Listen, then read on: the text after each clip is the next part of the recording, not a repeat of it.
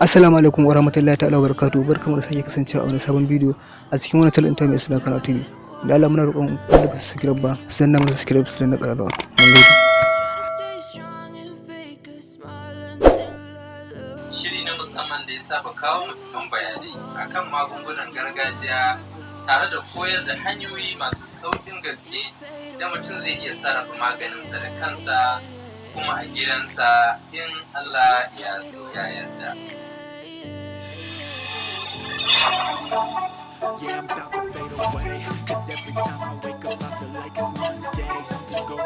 Insha Allah ta'ala a yau zan taɓa wannan takaitaccen bayani game da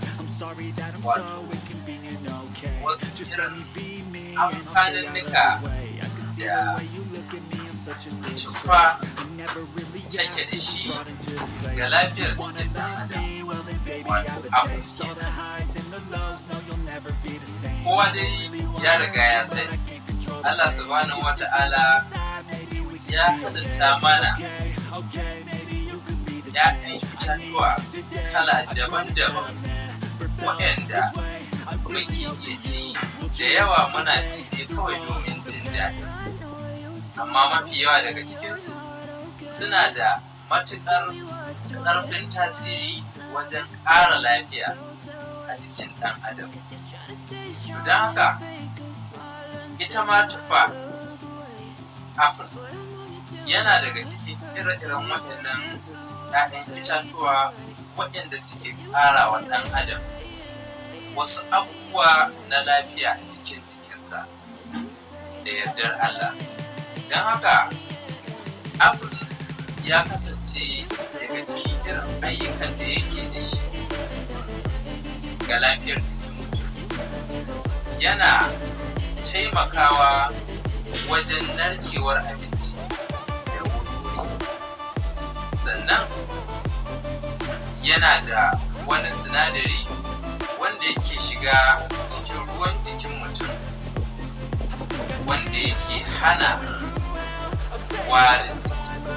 Wasu mutanen za ka ga koyaya suka shiga rana ko gumi ya fito a jikinsu, duk inda suka sai ka ji mutum yana bugawa, wari yana tashi daga jikinsa. Da dai a baya mun yi wani bidiyo da yake bayani akan magungunan da mutum zai amfani da su domin hana wannan warin jikin.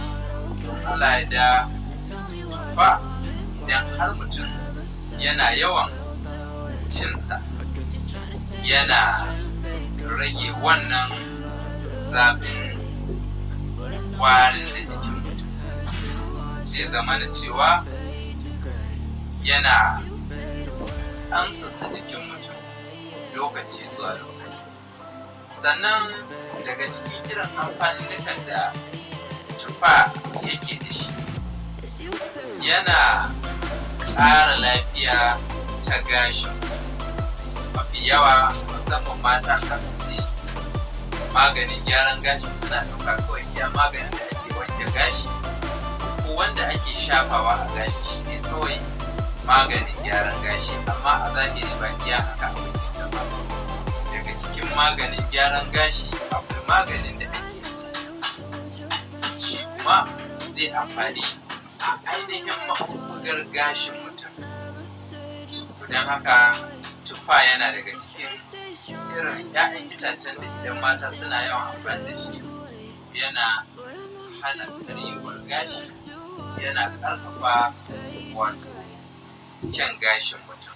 Haka kuma yana hana amosani kama ƙasan gashin mutum ta yadda zai rika jawo karkaɗewar gashin mace. Bayan haka tufa daga cikin irin amfaninnukan da yake da shi a cikin jikin ɗan adam, tufa yana haddasa wato ainihin kamar ƙarin ruwa na sperm da yake jikin namiji wanda yake da ƙarancin wannan ruwan.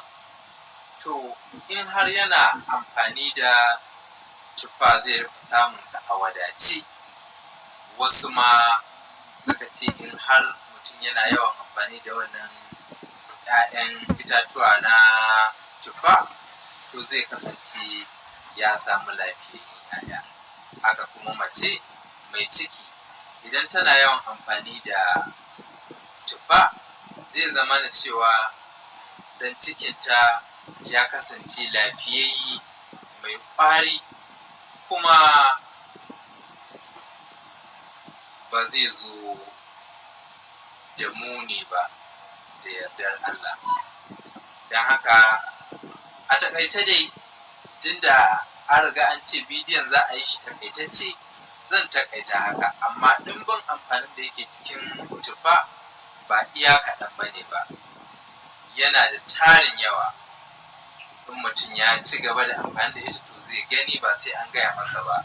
Maganar Hausa da suke cewa gani ya kori ji. To insha Allahu za a ga aikinta a zahiri a cikin lafiyar mutum da yardar Allah. Da haka nake cewa assalamu alaikum wa rahmatullahi ta'ala wa barakatuhu. Ku yi likin ɗin bidiyon nan, idan ba ku subscribe ba ku danna subscribe, ku danna ƙararrawa.